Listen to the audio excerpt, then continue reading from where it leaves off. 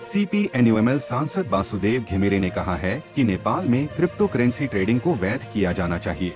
सोमवार को प्रतिनिधि सभा की बैठक में बजट पर सामान्य चर्चा के दौरान बोलते हुए उन्होंने आगामी बजट में क्रिप्टो लेन देन को और अधिक नियंत्रित करने के प्रयास पर असहमति व्यक्त की और तर्क दिया कि इसे वैध बनाया जाना चाहिए और कर के दायरे में लाया जाना चाहिए। उनका कहना है कि यदि क्रिप्टो लेन देन को कानूनी मान्यता दे दी जाए और उसे विनियमन और कराधान के दायरे में लाया जाए तो कर प्रणाली में नए संसाधन जुड़ेंगे।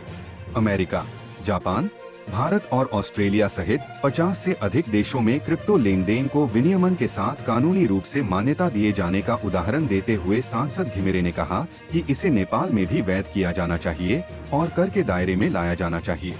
घिमिरे ने कहा, वर्तमान में नेपाल में क्रिप्टो ट्रेडिंग को अवैध माना जाता है और आगामी बजट कार्यान्वयन में इसे और कड़ा करने की बात कही जा रही है, लेकिन वास्तविकता ये है कि इसके अनियंत्रित विस्तार के कारण अरबों रुपए का अवैध व्यापार चुपचाप चल रहा है।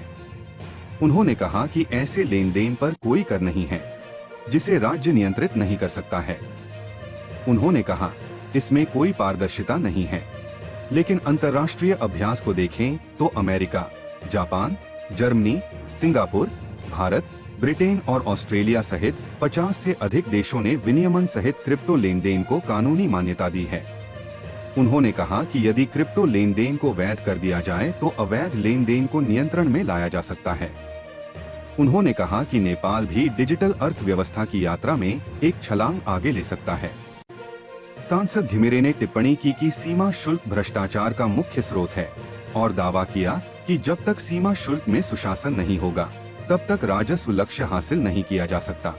सांसद घिमिरे ने यह भी कहा है कि स्थानीय स्तर की संख्या घटाकर केवल 501 कर दी जानी चाहिए।